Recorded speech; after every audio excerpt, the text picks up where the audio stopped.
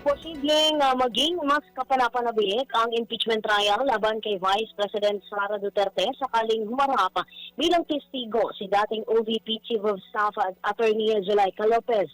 Ito ang naging pahayag ni House Deputy Speaker Paulo Ortega V nang matanong kung makadadagdag ba sa interes ng paglilitis ang pagharap ni Lopez sa impeachment trial.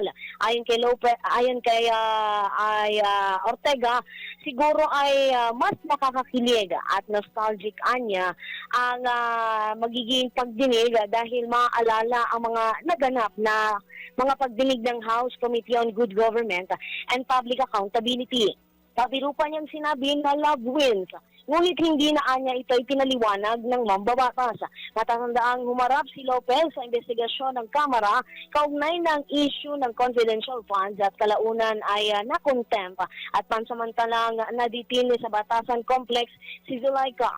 Samantala, kaugnay naman ang Article 4 ng impeachment complaint, muling pinaalala ng House Prosecution Panel ang online live stream ni Vice President Sara Duterte noong 2024 kung saan ay binanggit umano nito ang mga pahayag tungkol sa posibleng pag-atake sa tatlong matataas na opisyal sakaling may mangyari sa kanya.